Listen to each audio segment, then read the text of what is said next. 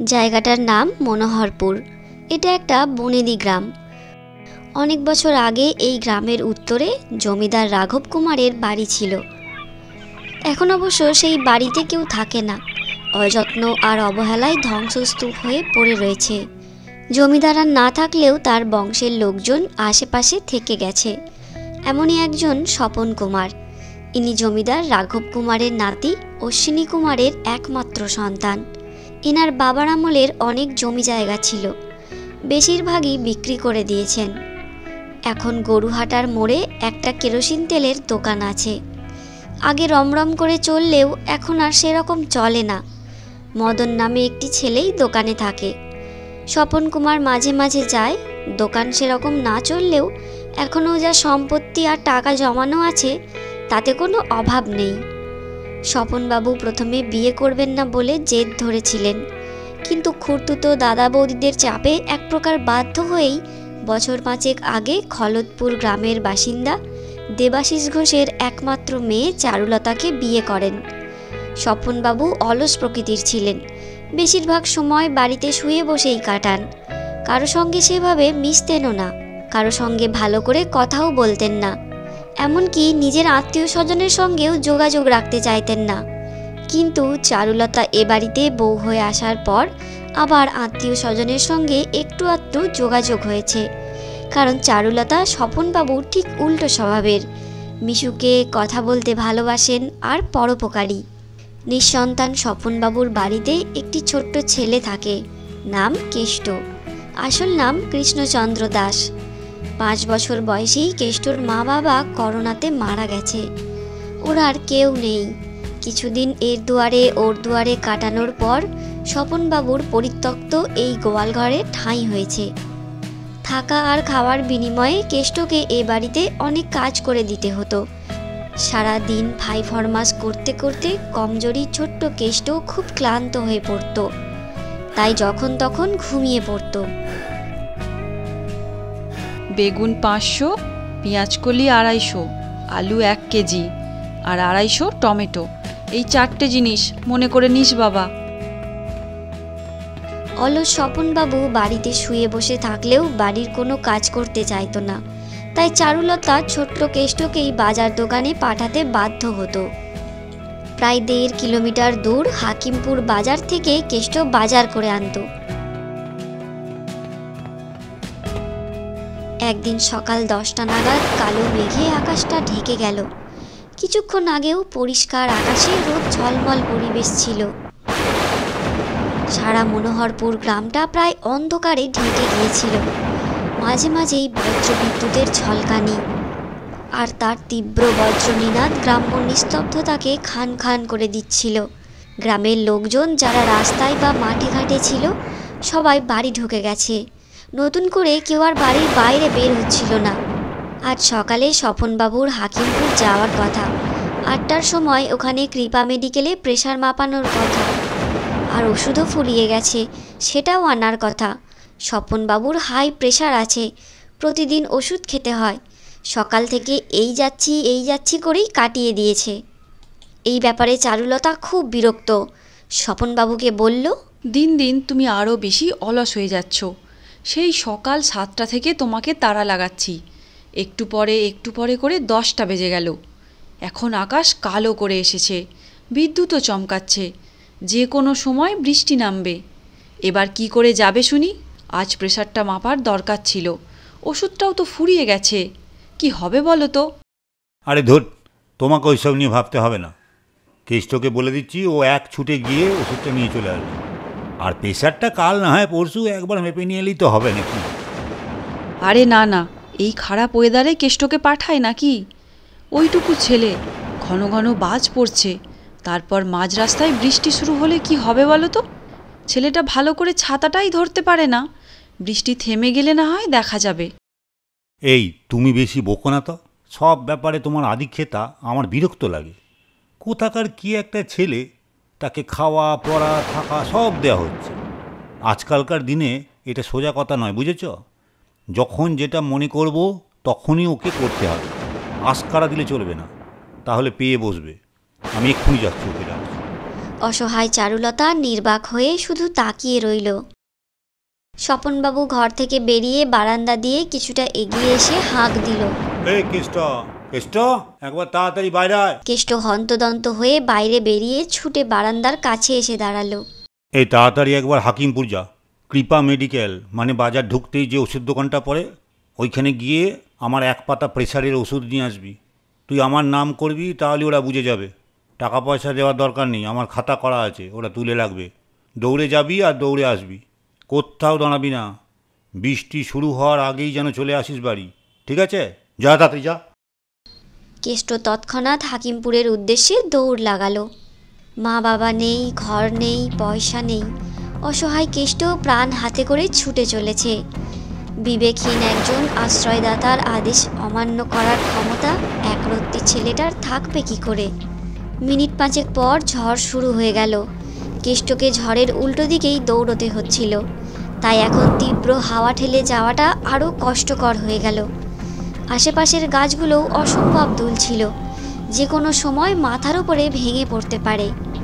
থামার উপায় নেই, এখনও অনেকটা পথ যেতে হবে।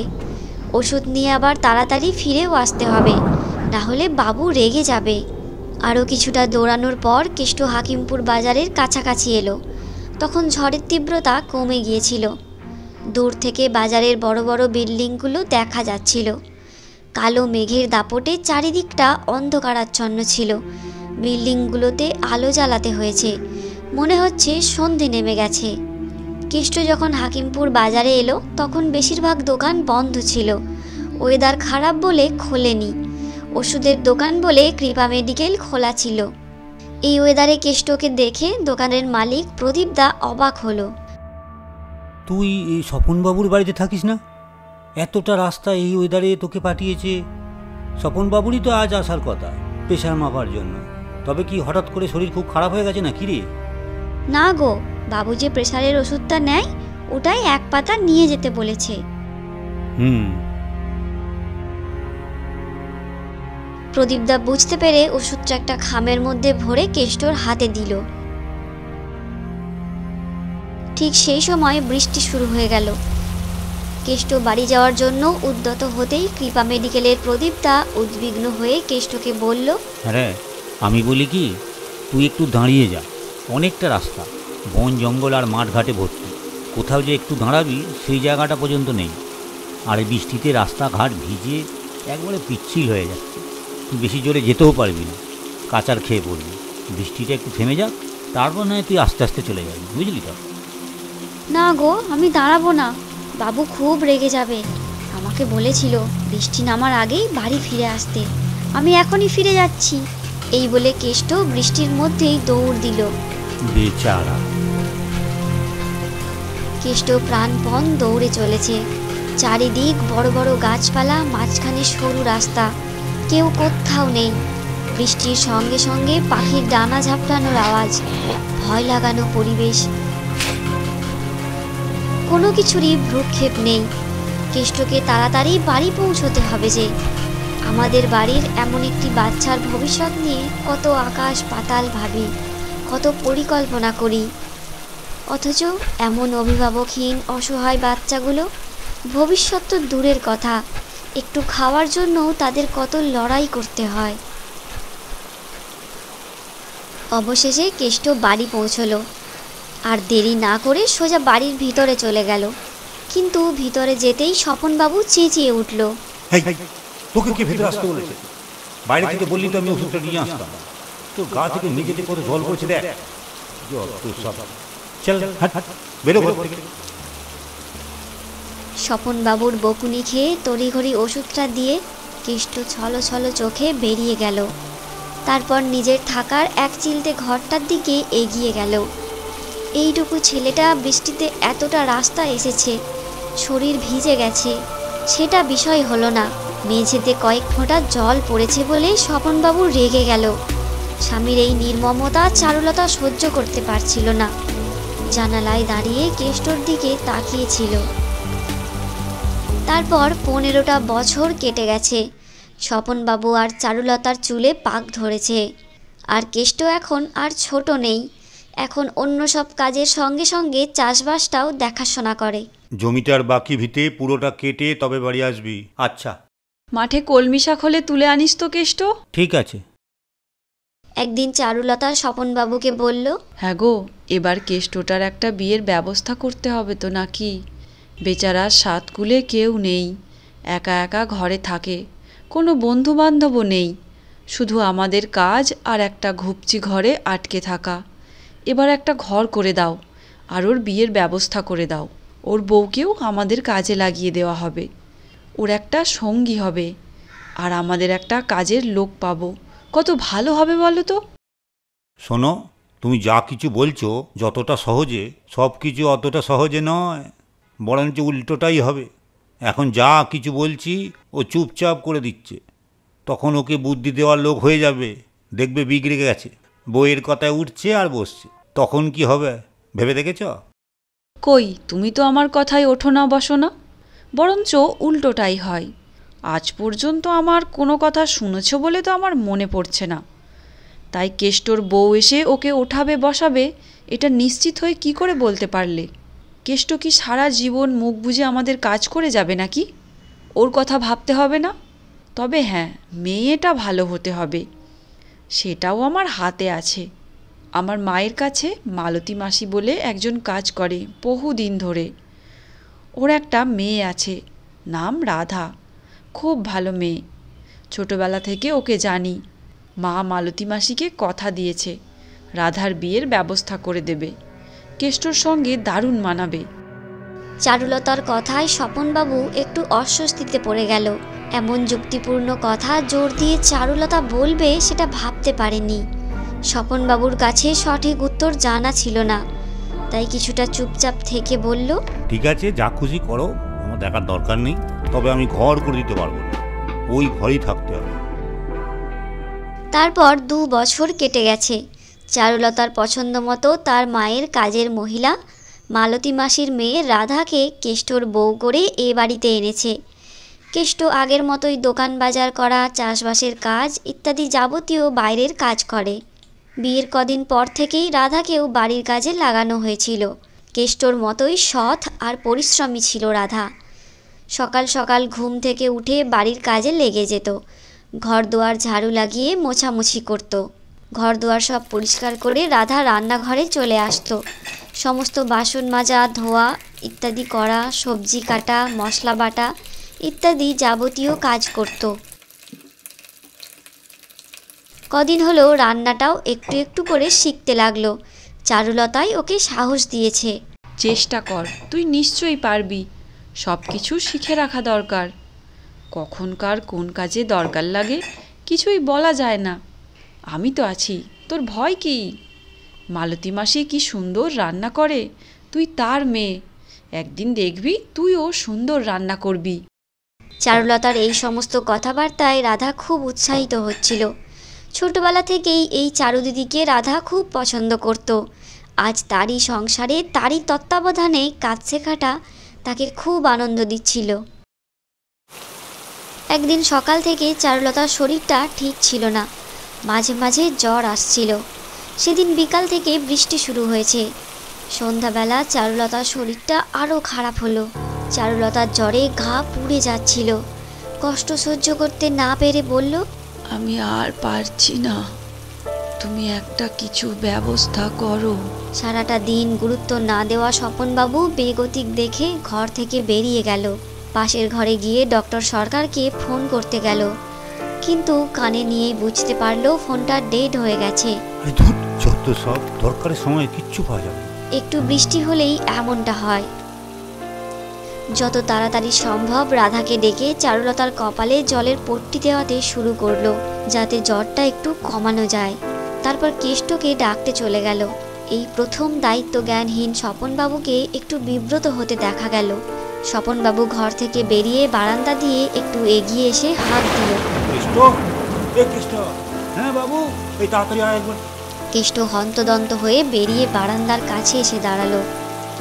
তাড়াতাড়ি তুই একবার হাকিমপুর যা, ওর জ্বরটা ক্রমশ বাড়ছে, ফোনটাও ডেথ হয়ে পড়ে আছে, ডক্টর সরকারকে ডাকতেও পারছি না। কৃপা মেডিকেলে যা, ওখান থেকে ফোন করে তাড়াতাড়ি ডক্টর সরকারকে আমাদের বাড়ি আসার জন্য ব্যবস্থা করে দিতে বল। বলবি একদম যেন দেরি না করে। আর ঘরে একদম জ্বরের ওষুধ নেই, প্রদীপকে বলে কিছু জ্বরের ওষুধও নিয়ে আসবি। কেষ্ট তৎক্ষণাৎ হাকিমপুরের উদ্দেশ্যে হাঁটা লাগালো। বৃষ্টি মাথায় করে কেষ্ট চলেছে হাকিমপুর। কৃপা মেডিকেল নামে ওষুধের দোকানে খুব দ্রুত হাঁটছিল।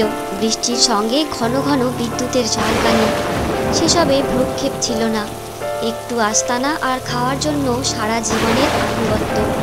বয়স বাড়লেও আনুগত্য কমে না। কখনো প্রেশারের ওষুধ বা কখনো জ্বরের ওষুধ, যে কোনো দরকারে কেষ্ট আছে। বিকালে একটু বৃষ্টি হলেই হাকিমপুর বাজারের বেশিরভাগ দোকান খোলে না। আসলে এই বাজারটা সকালের মতো বিকালের দিকে জমজমাট নয়। ওষুধের দোকান, তাই কৃপা মেডিকেল কখনো বন্ধ থাকে না। কেষ্ট ডক্টর সরকারের কথা বলতেই প্রদীপদা বলল, বিকালের পর ডক্টর সরকার আর ডাকে বেরোয় না রে। বলেছেন বয়স হয়েছে, এখন আর বিকালের পর আমাকে একদম বিরক্ত করবি না। তার উপর আবার এক নাগাড়ে বৃষ্টি হচ্ছে। আমি বাবা ফোন করতে পারবো না, আগেই বলে দিচ্ছি। ঠিক আছে, আপনাকে ফোন করতে হবে না। আপনি শুধু ওনার বাড়িটা কোথায় একটু বলে দিন আমাকে, আমি দেখছি কিছু করতে পারি কিনা। আর আপনি জ্বরের ওষুধ দিন, ঘরে একদম জ্বরের ওষুধ নেই। প্রদীপদা ওষুধটা দিতে দিতে ডক্টর সরকারের বাড়িটা কোথায় সেটা কেষ্টকে বুঝিয়ে দিল। ওষুধটা নিয়ে কেষ্ট হাঁটা লাগালো। কেষ্ট অনেক কাকুতি মিনতি করে ডক্টর সরকারকে বাড়িতে এনেছে। চারুলতাকে ভালো করে পরীক্ষা নিরীক্ষা করার পর বাইরে বেরিয়ে এসে স্বপনবাবুকে বললেন, কি করেছো স্বপন? বৌমাকে তো প্রায় মেরেই ফেলেছ। এক্ষুনি হসপিটাল নিয়ে যাও, আমি অ্যাম্বুলেন্সে ফোন করে দিচ্ছি। সব ব্যাপারে উদাসীনতা ভালো নয়, বুঝেছ? ডক্টর সরকারের কথাগুলো শুনে স্বপনবাবু হতভম্ব হয়ে গেল। এতটা বাড়াবাড়ি হয়ে যাবে সেটা একদমই বুঝতে পারেনি। এদিকে চারুলতা ক্রমশ বেহুশ হয়ে পড়ছিল। রাধা অবিরাম কপালে জলপট্টি দিয়ে যাচ্ছিল। স্বপনবাবু উদ্বিগ্ন হয়ে দাঁড়িয়েছিল। অ্যাম্বুলেন্সের আওয়াজ শুনে ঘর থেকে বেরিয়ে গেল।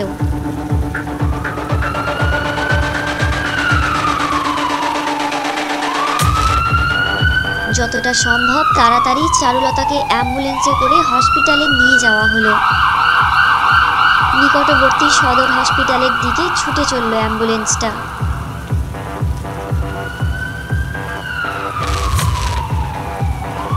কিছুক্ষণের মধ্যেই অ্যাম্বুলেন্সটা হসপিটালের ইমার্জেন্সি বিভাগের কাছে এসে দাঁড়ালো। স্বপনবাবু অ্যাম্বুলেন্স থেকে নেমে তাড়াতাড়ি ভিতরে ঢুকে গেল। স্ট্রেচার বয়কে ডেকে নিয়ে এলো।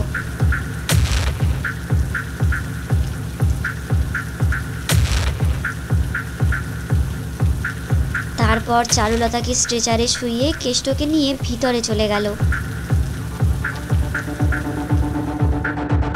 চারুলতার অবস্থা আরও খারাপ। আইসিইউতে রাখা হয়েছে। 24 ঘন্টা না গেলে কিছুই বলা যাবে না, ডাক্তারবাবু বলে দিয়েছেন। স্বপনবাবু আর কেষ্ট প্রায় সারা রাত উদ্বিগ্ন হয়ে আইসিইউ এর সামনে দাঁড়িয়ে রইল। চারুলতা কেমন আছে জানার জন্য দুজনেরই মনটা ছটফট করছিল। পরদিন সকালবেলা একজন ডাক্তারবাবু আইসিইউ থেকে বের হয়ে এলো।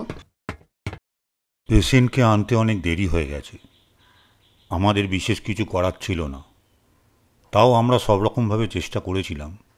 সরি, আমরা বাঁচাতে পারলাম না। ডাক্তারবাবুর কথা শুনে স্বপনবাবু স্তম্ভিত হয়ে গেল। বাকরুদ্ধ হয়ে চুপচাপ দাঁড়িয়ে রইল।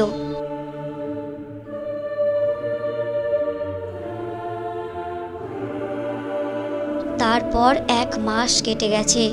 বাড়িতে চারুলতার অভাব প্রতি মুহূর্তে সবাই টের পাচ্ছে। অতি বড় হৃদয়ের চারুলতা সবাইয়ের জন্য ভাবত। কারোর কোনো অসুবিধা হলে চারুলতা এগিয়ে আসতো, হাসি মুখে সহযোগিতা করত। আজ সেই মানুষটাই নেই। এটা কেউ মেনে নিতে পারছিল না, বিশেষ করে স্বপনবাবু। একটা অপরাধ বোধ কুড়ে কুড়ে খাচ্ছিল। বেপরোয়া একরোখা মায়াদয়াহীন মানুষটাও যেন আজ হেরে যাচ্ছিল। আগের মতোই দুয়ারে বারান্দায় চেয়ারে বসে থাকে, শুধু পাশে চারুলতা থাকে না। তাই আর নিশ্চিন্ত হয়ে খবরের কাগজ পড়ে না, উদাস হয়ে আকাশের দিকে তাকিয়ে থাকে, যেন কাউকে খুঁজে বেড়ায়। কেষ্ট আর রাধা দুজনেই খুব কষ্ট পাচ্ছিল। মাতৃসম চারুলতা সব সময় তাদের আগলে রাখত। দুজনের জন্য দরকার পড়লে স্বপনবাবুর সঙ্গে ঝগড়া করতেও পিছু পা হতো না। এক বুক হাহাকার নিয়ে সকাল সকাল কেষ্ট মাঠে চলে যেত। এত সবের পরেও দুজনের নিজ নিজ দায়িত্বে অবিচল ছিল। বাবু, আপনার জলখাবার ঠান্ডা হয়ে যাচ্ছে তো, আসুন খেয়ে যান। হ্যাঁ, যাচ্ছি। আজকাল স্বপনবাবু বেশি ঘুমোতে পারে না। অনেক ভোরে ঘুম ভেঙে যায়। কিছুক্ষণ বিছানায় পড়ে থাকার পর আর পারে না। বারান্দায় এসে বসে। দরজা খোলার আওয়াজ পেলেই রাধা এসে বাবুকে চা করে দেয়। কিন্তু আজ কি হলো? প্রায় আধ ঘন্টা হলো স্বপনবাবু বারান্দায় বসে আছে, অথচ রাধা এখনও আসেনি। স্বপনবাবুও একটু অবাক হয়ে গেল। ভাবল রাধার ঘুম ভাঙেনি। ডাকার জন্য স্বপনবাবু বারান্দা থেকে নেমে রাধা আর কেষ্ট যেই ঘরটায় থাকে সেই দিকে এগিয়ে গেল। তারপর দরজার সামনে দাঁড়িয়ে রাধাকে ডাকতে যাবে, সেই সময় তাদের কথোপকথন শুনতে পেল। জ্বরে তোমার গা পুড়ে যাচ্ছে, তুমি কি করে উঠে যাবে? যা হোক করে আমাকে যেতেই হবে। চা জল খাবার না করে দিলে বাবু ওষুধ খেতে পারবে না। সেটা তুমি ঠিকই বলেছো, বাবুর আবার ওষুধ খাওয়া আছে। তাহলে এক কাজ করি, আমি এক ছুটে হাকিমপুর বাজার থেকে চা আর কিছু জলখাবার নিয়ে চলে আসি। কিন্তু বাবু কি বাজারে চা জল খাবার পছন্দ করবে? তা অবশ্য ঠিক। কেষ্ট আর রাধার কথা শুনে স্বপনবাবু স্তম্ভিত হয়ে গেল। মানুষ দুটোর কৃতজ্ঞতা বোধ উপলব্ধি করতে পারল। চারুলতা বেঁচে থাকলে এই দুজনের জন্য কত সহানুভূতি দেখাতো। তার জন্য স্বপনবাবু রাগ করত, কিন্তু আজ তার মনটা খুব খারাপ হয়ে গেল। ভাবল এরা কত অসহায়, অথচ কত সৎ। যত দুর্ব্যবহারই করা হোক না কেন, সততা থেকে কোনো মতেই সরে যায় না। উঠে বসতেই মাথাটা ঘুরছে কেন? ওই জন্যই তো বলছি, তুমি কি করে বাইরে বের হবে? এই কেষ্ট। হ্যাঁ বাবু, রাধাকে শুয়ে থাকতে বল। তুই একবার আমার ঘরে আয়। ঠিক আছে বাবু। এই বলে স্বপনবাবু নিজের ঘরের দিকে চলে গেল। কেষ্ট ঘর থেকে বেরিয়ে ভয়ে ভয়ে স্বপনবাবুর ঘরের দিকে এগিয়ে গেল। কেষ্ট ঘরে ঢুকতেই স্বপনবাবু বলল, কি ব্যাপার রে কেষ্ট? রাধাকে ডাকতে তোদের ঘরের কাছে গিয়ে তোদের কথোপকথন শুনতে পেরে জানতে পারলাম রাধার খুব জ্বর। কয়, আমাকে তো তুই কিছু জানাসনি। আসলে গত দুদিন ধরেই একটু একটু গা গরম ছিল, ভাবলাম ঠিক হয়ে যাবে, কিন্তু গতকাল রাত থেকে জ্বরটা বেড়ে গেছে। তখন বাবু আপনি ঘুমিয়ে পড়েছেন, তখন আপনাকে আর বিরক্ত করিনি। আজকাল আপনার এমনিতেই ভালো ঘুম হয় না। তারপর চুপ কর। একটা মানুষের জ্বরে গা পুড়ে যাবে, তবু কাউকে ঘুম থেকে তোলা যাবে না, এটা কোনো কথা হলো? আজকেও তো বলিসনি। তোরা তো আমার জল খাবারের ব্যবস্থা করা নিয়েই ব্যস্ত হয়ে পড়েছিস। কোথায় আমাকে বলে ওষুধের ব্যবস্থা করবি তা নয়, বাড়িতে অত বড় একটা দুর্ঘটনা ঘটে গেল, তাতেও তোদের শিক্ষা হয়নি দেখছি। কেষ্ট স্বপনবাবুর কথাবার্তা শুনে ভ্যাবাচাকা খেয়ে গেল। এসব কি বলছে? আগে তো শরীর খারাপের কথা শুনলেও গুরুত্বই দিত না। সেই ভয়ে তো জ্বরের কথা ভয়ে বলতেই পারছিল না। হাঁ করে দাঁড়িয়ে না থেকে একটা কাজ কর দেখিনি। পুবের ঘরটা ভালো করে পরিষ্কার কর। অনেক দিন ব্যবহার হয়নি, ঝুল ধুলো হয়েছে। আজ থেকে তোরা ওই ঘরটায় থাকবি, বুঝেছিস? ওখানে ছিটে বেড়ার ঘরে আর থাকতে হবে না। রাতের পর ঠান্ডা ঢোকে, ওই জন্যেই রাধার শরীরটা খারাপ হয়েছে। আমি ডাক্তার সরকারকে ফোন করে দিচ্ছি, ও একবার এসে রাধাকে দেখে যাবে। যা ওষুধ লিখে দেবে নিয়ে আসতে যাবি, আর সবাইয়ের জন্য যা হোক কিছু জলখাবার নিয়ে আসবি। আর যতদিন না রাধা সুস্থ হচ্ছে, হাড়ুর মা রান্না করবে। বাজার যাওয়ার সময় মনে করে ওকে ডেকে দিয়ে যাবি। সিরিয়াস কিছু হয়নি। যে ওষুধগুলো লিখে দিয়েছি ওইগুলো খাওয়াও, আশা করি সেরে যাবে। তবে খাওয়া দাওয়াটা একটু ভালো করতে হবে, খুব দুর্বল হয়ে গেছে। স্বপন, এটা তোমার খুব ভালো ডিসিশন যে ওদেরকে এই ঘর ছেড়ে তোমার পাশের ঘরে নিয়ে যাবে। ঘরটা খুবই অস্বাস্থ্যকর। নিয়মিত ওষুধ আর রেস্ট পেয়ে রাধা এক সপ্তাহের মধ্যে সুস্থ হয়ে উঠল। আজ থেকে সে আবার রান্নার কাজ শুরু করেছে। এখন কেষ্ট আর রাধা স্বপনবাবুর পাশের ঘরেই থাকে। স্বপনবাবু তার প্রিয় কেদারায় উদাস হয়ে বসেছিল আর কেষ্ট মাঠে যাচ্ছিল। বাবু, আপনার জলখাবার ঠান্ডা হয়ে যাচ্ছে তো, আসুন খেয়ে যান। আরে কেষ্ট খেয়েছে?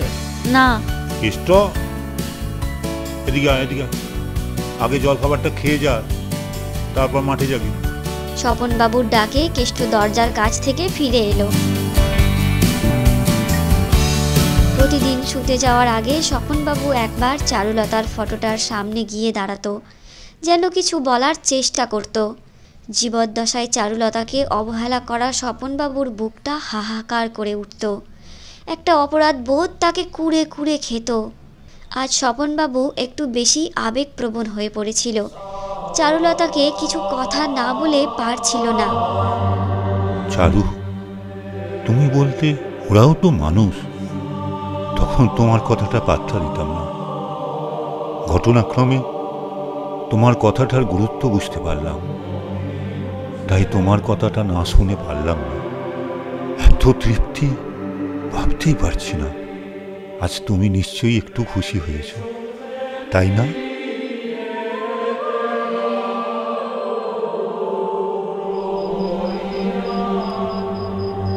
বড় মনের চিন্তা ভাবনাগুলো সবসময় সহজভাবে গুরুত্ব পায় না, বরঞ্চ অনেক সময় তার জন্য তাকে অনেক কষ্ট সহ্য করতে হয়। কিন্তু সময় বড়ই সত্য, একদিন না একদিন সেই ভাবনাটাই প্রতিষ্ঠিত হয়, সঠিক বলে প্রমাণিত হয়, তা জীবদ্দশায় না হলেও। আর চারুলতা খুশি হয়েছে কি না কেউ বলতে পারবে না, কিন্তু সে জিতে গেছে। সাবাস চারুলতা, সাবাস। তো বন্ধুরা, তোমাদের এই গল্পটি কেমন লাগলো তা অবশ্যই কমেন্টে লিখে জানিও। আর ভালো লাগলে অবশ্যই একটি লাইক আর অনেক শেয়ার করো। আর এইরকমই আরও সুন্দর সুন্দর গল্প উপহার পাওয়ার জন্য আমাদের চ্যানেল চুকিতকিত বাংলা কার্টুনকে এক্ষুনি সাবস্ক্রাইব করে পাশের বেল আইকনটি প্রেস করে রেখো। তাহলে নিত্য নতুন গল্প আপলোডের সঙ্গে সঙ্গে তোমাদের কাছে নোটিফিকেশান পৌঁছে যাবে। ধন্যবাদ।